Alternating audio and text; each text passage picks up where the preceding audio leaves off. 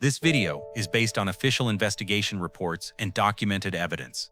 The story you're about to hear represents one of aviation's most haunting mysteries, a case where a single maintenance error transformed a routine flight into a ghost plane that flew silently across European skies for over 3 hours while everyone aboard gradually lost consciousness. A warm summer morning finds Helios Airways Flight 5220 preparing for departure from Larnaca International Airport in Cyprus. The Boeing 737-300, registration 5B-DBY, carries 121 souls bound for Prague via Athens, families on holiday, business travelers, and crew members who have no idea they're about to become part of aviation's most chilling tragedy. What begins as a routine scheduled service will become known as the ghost flight, an aircraft that continues flying on autopilot while its human occupants silently succumb to oxygen starvation. For over 3 hours, Flight 522 will circle above Greece, unresponsive to air traffic control, while fighter jets escort a plane carrying only the unconscious and the dead.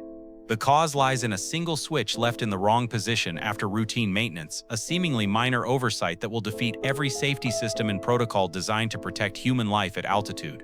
This is the story of how a pressurization system misconfiguration led to the deadliest aviation accident in Greek history. Helios Airways Flight 522 is operated by a Boeing 737-300. A veteran of 1990s aviation, nicknamed Olympia, the 5B-DBY aircraft was manufactured in 1998 and has been leased to Helios Airways since April 2004. The 7-year-old aircraft has reliably served on European routes and accumulated thousands of flight hours without any major incidents. The German contract pilot previously flew for the East German airline Interflug and has accumulated a total of 16,900 flight hours, including 5,500 hours on a Boeing 737. His expertise and professionalism have made him a key pilot for Helios's holiday flight operations. 51-year-old First Officer Pampos Charalambos serves as co-pilot, possessing extensive Boeing 737 experience.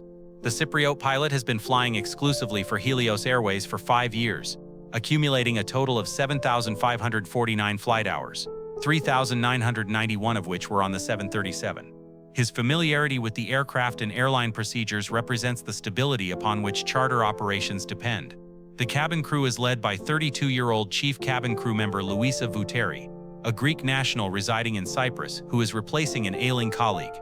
Her team also includes 25-year-old cabin crew member Andreas Prodramou, who holds a commercial pilot's license, a crucial qualification that will prove tragically important in the final minutes of the flight. The 1,115 passengers on board represent a typical Mediterranean holiday travel experience. Families returning from Cypriot holidays, business travelers, and tourists en route to Prague. The planned route via Athens provides an efficient service connecting Cyprus to Central Europe, allowing for passenger connections and refueling. The chain of events leading to disaster begins the previous evening when Flight 522's aircraft arrives from London Heathrow at 1:25 a.m. local time. The inbound crew reports a problem with the right aft service door, frozen door seals, and abnormal banging sounds during flight that require investigation. Ground Engineer Number 1 responds to the maintenance request, conducting a visual inspection of the problematic door seal. Following standard procedures, he performs a cabin pressurization leak check to ensure the door's integrity. This test requires setting the aircraft's pressurization system to manual mode to conduct the check without starting the engines. The pressurization leak check proceeds normally, confirming that the door seal functions properly and poses no safety risk for the next flight. However, in a moment that will prove fatal, the engineer completes the test, but fails to return the pressurization system selector from manual back to automatic mode. This oversight violates standard maintenance procedures that require all aircraft systems to be restored to their normal operational configuration after testing. The Boeing 737's pressurization system, when left in manual mode, cannot automatically maintain cabin pressure during climb, requiring constant pilot attention and manual adjustments. The aircraft's technical log shows no record of this critical system misconfiguration. When the morning flight crew arrives for their pre-flight duties, they have no indication that the pressurization system remains improperly configured from the overnight maintenance activities. The stage is set for a catastrophic failure that will unfold slowly and silently as the aircraft climbs toward its cruising altitude, while the crew remains unaware that their aircraft cannot maintain the pressurized environment essential for human survival at high altitude. Flight 522 departs Larnaca at 9:07 a.m. local time, 7 minutes behind schedule, under clear weather conditions. The Boeing 737 climbs normally through Cyprus airspace as Captain Merton and First Officer Charalambos manage routine departure procedures. unaware that their aircraft is slowly becoming uninhabitable. With the pressurization system selector in manual mode, the cabin pressure begins decreasing as the aircraft climbs. Unlike a rapid decompression that would trigger immediate emergency procedures, this gradual pressure loss creates an insidious threat that develops slowly and subtly. At 9:12 a.m., as the aircraft passes through 12,000 feet, the cabin altitude reaches 10,000 feet, the threshold where human performance begins to deteriorate without supplemental oxygen. The cabin altitude warning horn sounds, designed to alert the crew to dangerous pressure levels. However, the crew misinterprets this critical warning. The horn sound is identical to the takeoff configuration warning, which alerts pilots to improper flap, slat, or other takeoff settings. Believing they're dealing with a minor configuration issue, the pilots do not recognize the true nature of their emergency. As Flight 522 continues climbing toward its assigned altitude of 34,000 feet, the cabin pressure continues dropping. By 9:14 a.m., the cabin altitude exceeds 14,000 feet, triggering the automatic deployment of passenger oxygen masks throughout the aircraft. The sight of deployed oxygen masks should immediately signal a pressurization emergency, requiring an emergency descent to 10,000 feet or below. However, the crew's growing hypoxia impairs their judgment and decision-making ability. The insidious nature of oxygen starvation prevents them from recognizing their deteriorating mental state or taking appropriate corrective action. Before we continue with this tragic sequence of events, we want to thank our viewers who follow through the pilot's eyes. These investigations into aviation accidents require careful analysis of human factors and system failures to understand how they can be prevented. Your subscriptions help us research these complex aviation stories. As Flight 522 continues its climb to 34,000 feet, hypoxia silently begins claiming the minds of everyone aboard. At high altitude, the human brain requires pressurized oxygen to function normally. Without it, cognitive abilities deteriorate rapidly and insidiously. The early stages of hypoxia produce euphoria, confusion, and impaired judgment, symptoms that make victims unaware of their deteriorating condition. Like carbon monoxide poisoning, oxygen starvation creates a false sense of well-being even as mental functions collapse. Captain Merton, believing he's dealing with equipment cooling problems rather than a pressurization emergency, leaves his seat to troubleshoot what he perceives as an air conditioning malfunction. This decision proves fatal, as moving around the cabin in an unpressurized environment accelerates the onset of hypoxia. First Officer Charlambus remains at the controls but shows no evidence of donning his oxygen mask or recognizing the pressurization emergency. The cockpit voice recorder captures increasingly sluggish communication as their mental faculties deteriorate. By 9:20 a.m., Helios Airways Operations Center makes its last successful radio contact with the crew. Communication has become difficult and confused, though ground operators don't yet recognize the signs of crew incapacitation. At 9:23 a.m., Flight 520 swelled off at 34,000 feet under autopilot control. The aircraft is now flying itself while its human occupants lose consciousness one by one. Passengers, despite the deployed oxygen masks, succumb to hypoxia as the chemical oxygen generators provide only 12 minutes of emergency oxygen, insufficient for survival at maximum altitude.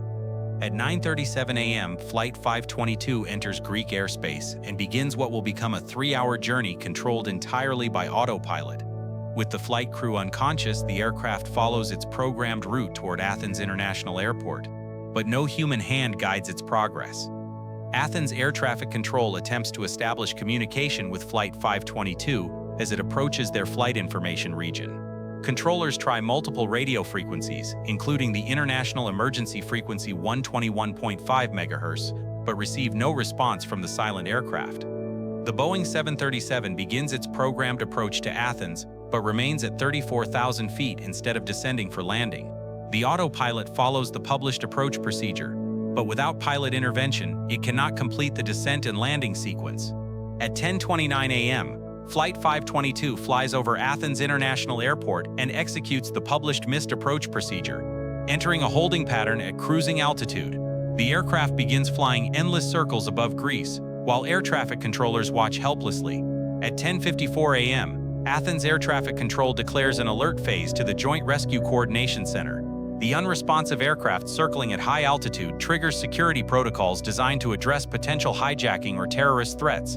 Inside the aircraft, passengers and crew remain unconscious in their seats, maintained in position by seatbelts while the aircraft continues its automated flight. The chemical oxygen generators have long since exhausted their supply, and portable oxygen equipment cannot sustain life at maximum altitude for extended periods. The Boeing 737 becomes a technological ghost, its systems functioning perfectly while carrying only the unconscious and the dead across European skies. Flight 522 has become aviation's most haunting example of human dependence on life support systems at high altitude. At 11:05 a.m., the Hellenic Air Force scrambles two F-16 fighter jets from Helios Airways to intercept the unresponsive aircraft. The fighters locate Flight 522 20 minutes later, still maintaining its holding pattern at 34,000 feet above the Aegean Islands. The F-16 pilots witness a scene unprecedented in aviation history. Peering through the Boeing 7037's cockpit windows, they observe that the captain's seat is empty, while the first officer slumps unconscious over the flight controls, showing no signs of life or awareness. The fighter pilots attempt to attract the attention of anyone aboard Flight 522. They position their aircraft in clear view of the cockpit windows and use hand signals, but receive no response from the motionless figure in the first officer's seat. Throughout the aircraft, passengers remain strapped in their seats, unconscious and unresponsive. The F-16 pilots report seeing deployed oxygen masks hanging throughout the cabin, clear evidence of the pressurization failure that has claimed everyone aboard. The Greek fighters maintain their escort as Flight 522 continues its autopilot-controlled circles. Military pilots coordinate with air traffic control and government officials, trying to understand how to respond to an aircraft that flies normally but carries no conscious human beings. The situation becomes increasingly desperate as fuel calculations indicate that Flight 522's engines will flame out within hours. The aircraft has sufficient fuel for its planned flight to Prague, but the extended holding pattern over Greece rapidly consumes the reserves needed for emergency procedures. Ground controllers and military officials face an unprecedented decision: how to respond to a perfectly functioning aircraft that has become a flying tomb, still following its programmed course while carrying 121 unconscious souls across the Mediterranean sky. At approximately 11:49 a.m., the F-16 pilots observe movement in the Boeing 737's cabin. Someone wearing a white shirt moves toward the cockpit area, the first sign of life detected aboard Flight 522 in over 2 hours.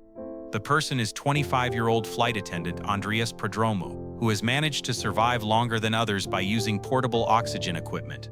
As a licensed commercial pilot, he understands the gravity of their situation and attempts the impossible, flying an aircraft type he's never been trained on. Using the emergency access code, Prodromou enters the locked cockpit and finds both pilots unconscious and unresponsive.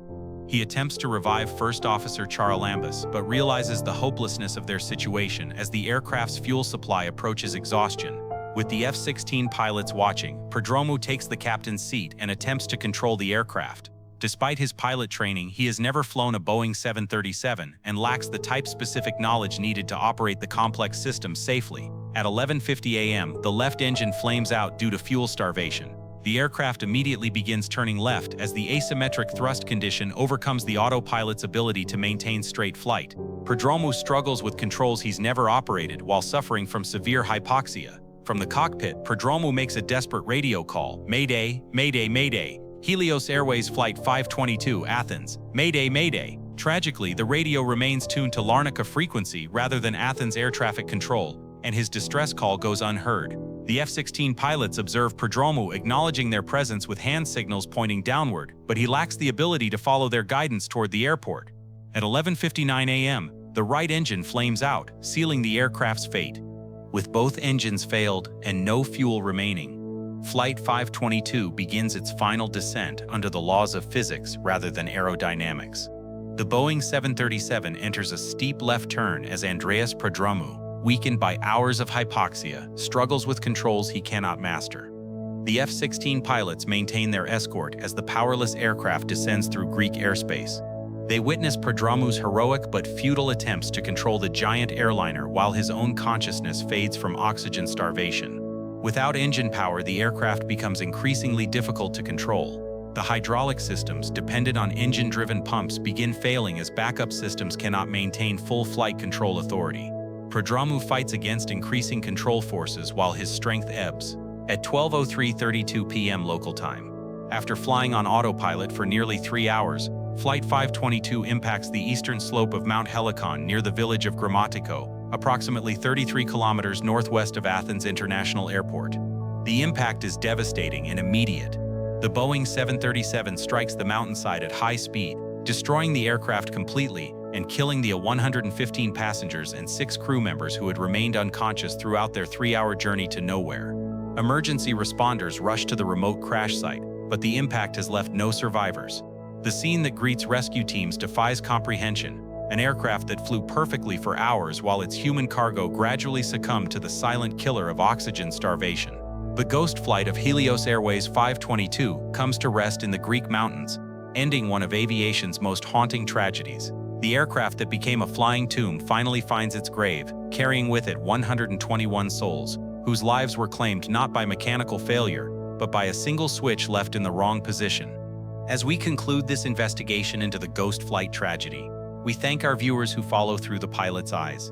These complex human factors cases help us understand how seemingly minor errors can lead to catastrophic consequences. Your support allows us to research these detailed aviation stories that honor those lost while advancing safety knowledge. The Greek Air Accident Investigation and Aviation Safety Board's final report identifies the pressurization system misconfiguration as the primary cause, with contributing factors including maintenance errors, inadequate crew training, and design deficiencies in the Boeing 737's warning systems. The investigation reveals systemic problems at Helios Airways, including poor maintenance procedures, inadequate crew resource management training, and insufficient oversight of safety protocols. The airline's operating certificate is suspended, and the carrier eventually ceases operations entirely. Following the tragedy, the Federal Aviation Administration mandates installation of additional warning lights in Boeing 737 variants to distinguish between takeoff configuration alerts and pressurization warnings. This crucial safety enhancement prevents future confusion during critical emergency situations. The accident transforms pilot training programs worldwide, emphasizing recognition of hypoxia symptoms and proper response to pressurization failures. Airlines enhance crew resource management training to improve communication between flight crews and cabin crews during emergencies. Andreas Prodromou's heroic final moments become a testament to aviation professionalism and dedication to duty. His attempt to save Flight 522, though ultimately unsuccessful, demonstrates the courage that defines aviation professionals facing impossible circumstances. The 121 victims of Helios Airways Flight 522 are remembered through enhanced safety standards that continue protecting aviation today. Their tragedy ensures that future pilots and maintenance crews receive better training for preventing pressurization emergencies and recognizing the silent killer of hypoxia.